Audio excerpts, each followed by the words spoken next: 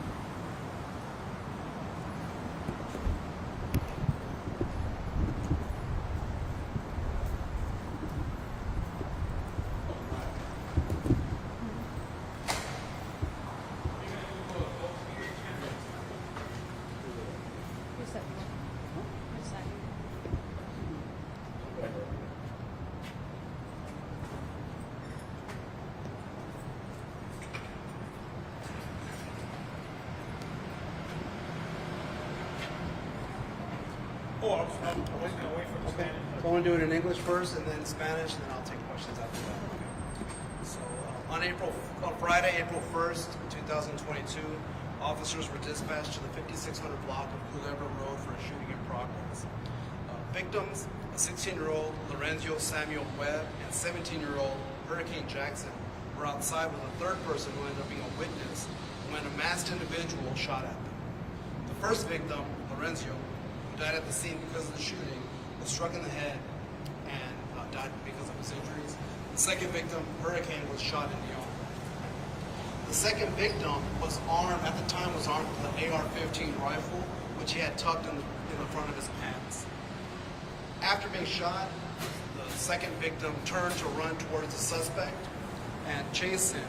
As he was running, he attempted to pull out the AR-15 from his pants and dropped it onto the ground. The suspect turned around, picked up the long gun, and was now armed with the rifle and the handgun. The suspect ran to an apartment nearby and started banging on the door. A second witness opened the door and recognized the defendant as the first witness's friend. They knew each other. The defendant, again armed with two firearms, was wearing a ski mask, but he had the ski mask pushed up onto his forehead, revealing his face. Occupants of the apartment pushed the defendant out of the apartment and forced him to leave. The defendant then ran through the parking lot to his vehicle, but his vehicle wouldn't start, so he just took off on foot.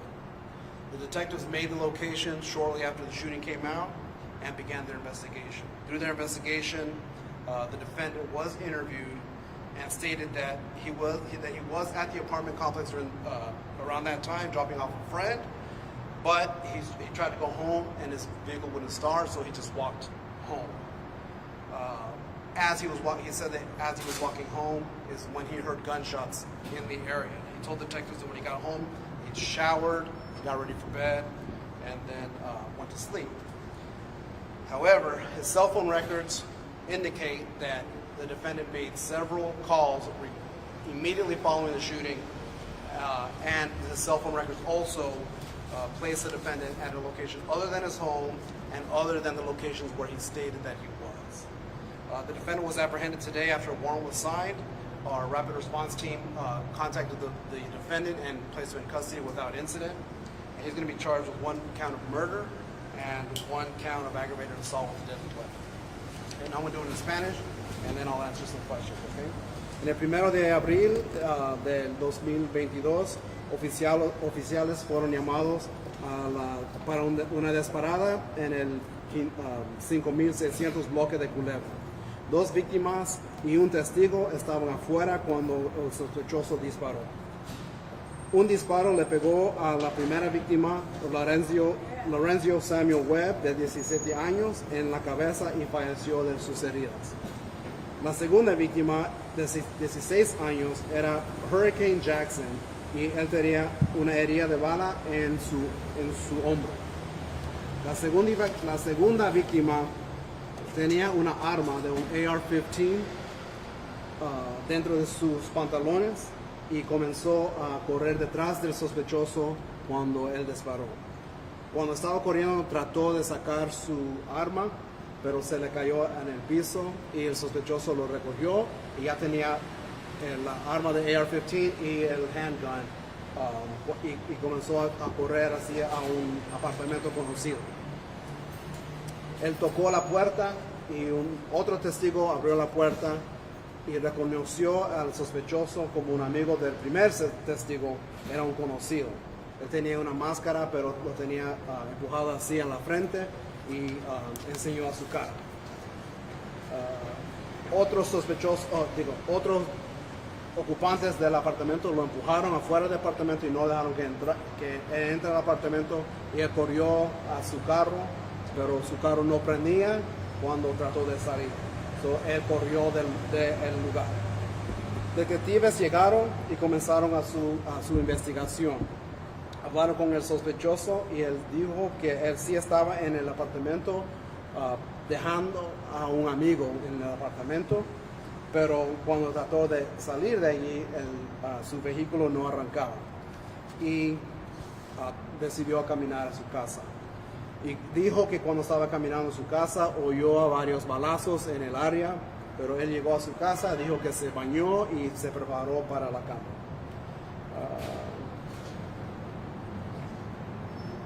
Cuando los detectives comenzaron a ver a su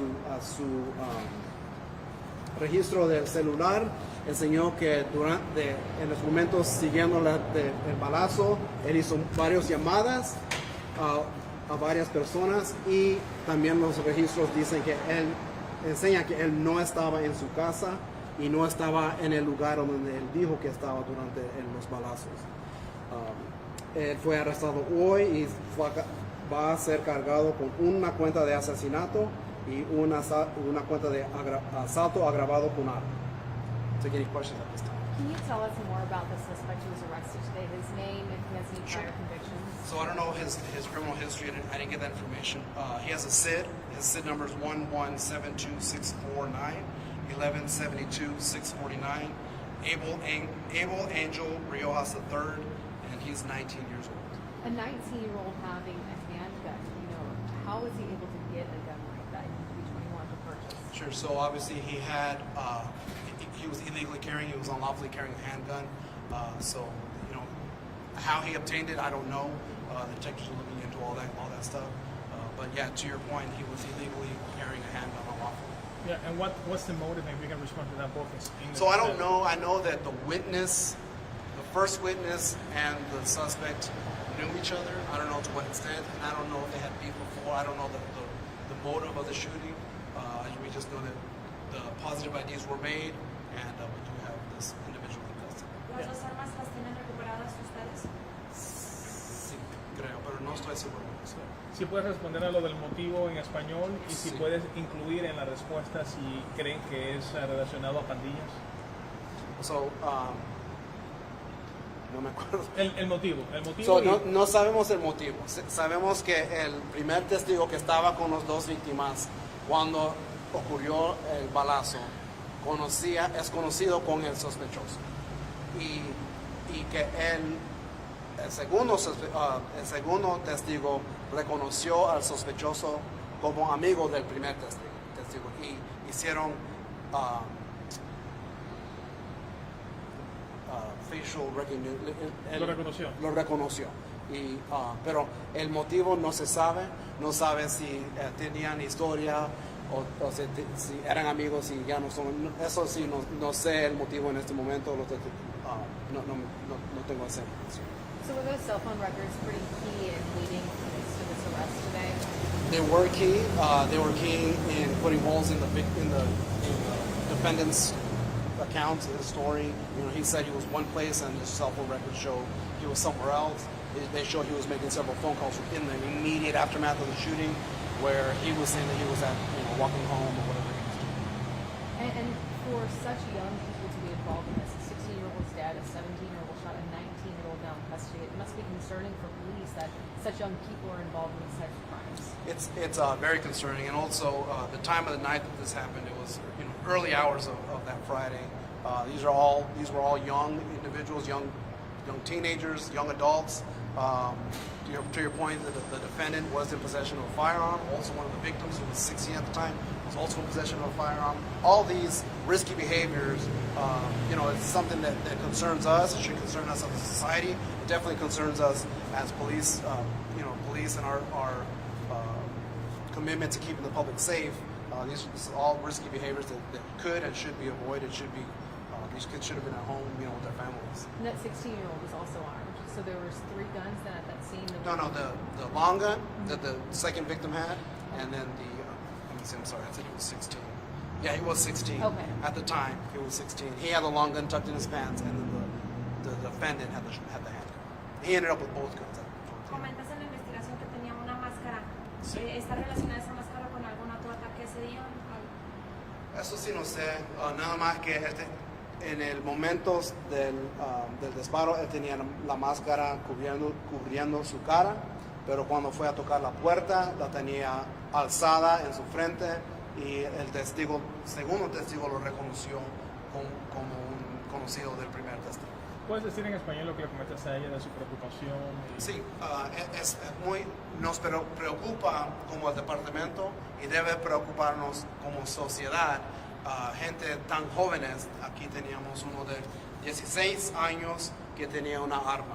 Tenemos el sospechoso que ahora tiene 19 años, pero en ese instante tenía 18 años, que no deben, legalmente no deben cargar armas, los estaban cargando ilegales. Y en la hora que ocurrió esto fue en las muy temprano, como a las 1 de la mañana o 2 de la mañana de ese viernes, el 1 de abril. Esas cosas son muy preocupantes de nosotros, y debe ser muy preocupante en sociedad. Esos jóvenes deberían estar en casa, deberían estar con sus parientes. Esos son risky behaviors, Comportamiento de riesgo. riesgo que desfortunadamente aquí terminó en una persona que perdió su vida. You have to say it's your first last name. So, yeah, Sergeant Washington Moscoso, WASHINGTON, MOSCOSO. So, you're officer? So I mean, no, we're all officers, but I'm a sergeant. Sergeant. So, I'm sweating. I know. It's just Are these lights?